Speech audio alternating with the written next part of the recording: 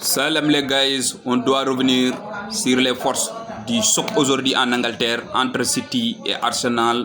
Bon, côté Arsenal, je donnerai 8 sur 10. Pourquoi? Parce que c'est Arteta, on connaît. Arsenal possède une équipe très structurée, voilà, qui presse très haut, occupation de l'espace et les capacités de contrôler le rythme. On connaît aussi Arteta a parfaitement un groupe dont il connaît vraiment très bien, voilà, qui sort d'une saison extraordinaire, franchement, une saison où ils ont remporté la première ligue, chose qu'ils n'ont pas fait depuis très longtemps. Et ce match, je crois bien que ça va jouer sur le milieu de terrain et le milieu d'Arsenal. Bon, on connaît tous, c'est ouf. L'arrivée de Bruno Guimaraes va apporter encore plus dans l'intensité, récupération du ballon, dans la qualité des qualités dans les duels. Vraiment, voilà, peut-être cette équipe elle est plus dangereuse que l'année passée dans le pressing très haut. Voilà, on connaît tous cette équipe d'Arsenal. On est vraiment habitué à les voir attaquer la saison de la trompette, même si City est leur bête noire, avec des joueurs qui ont la capacité d'attaquer rapidement en espace. Et on avantage des centres comme Gyökeres. Bon, même si je crois que dans le football des années passées, Gyökeres est un défenseur, typiquement un défenseur, pas autre chose. Voilà. Aussi, on connaît les coups de pied arrêtés. Arsenal, il excelle dans ce domaine-là. Franchement, avec Aston Villa l'année passée, c'est des équipes top.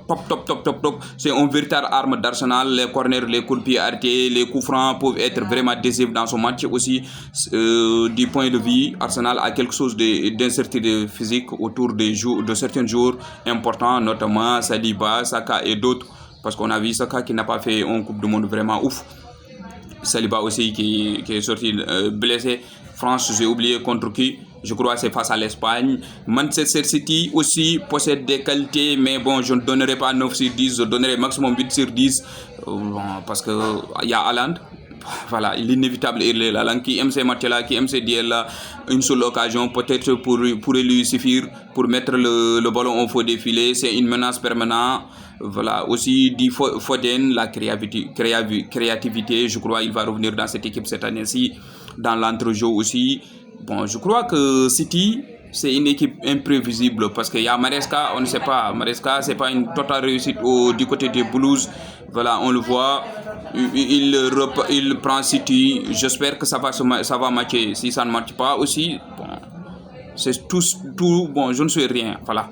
Même après le départ de Guardiola, City conserve une énorme qualité technique. L'équipe pour faire courir Arsenal et créer des occasions parce qu'il y a une équipe qui aime la possession. Franchement, progressivement, elle progresse. Le fait Maresca, bon, on ne sait pas pour l'instant. Dans les matchs amicaux, on n'a pas trop vu. C'est le premier match officiel d'Enzo Maresca à la tête des Sky Blues. Après le départ de Pep Guardiola, il y a donc un élément d'inconnu tactique. Point de faiblesse, bon, on ne sait pas pour l'instant, mais cette équipe peut jouer en transition, conserver le ballon. Voilà, je crois bien, aujourd'hui j'ai vu quelque part que Rodri ne jouera pas ce match. Voilà, je crois que avec le départ de Guardiola, il y aura plusieurs changements dans l'effectif, moins prévisible, tandis que l'absence de Rodri va être également un clé important dans ce match. Les duels tactiques Arsenal devraient passer, je crois, devant. Je crois bien, mais City est tout en haut. Parce que quand vous avez des joueurs comme Foden, comme Erling Haaland, bon, franchement, c'est très fort. Après, vous avez perdu beaucoup de joueurs. Bernardo Silva, qui était l'un des joueurs les plus forts dans votre équipe. Rodri qui ne jouera pas, malheureusement j'ai vu ça quelque part, je ne sais pas si ça sera confirmé, ben je crois, mais il y a des joueurs toujours qui ont la capacité de faire sortir le ballon, de faire sortir du pressing.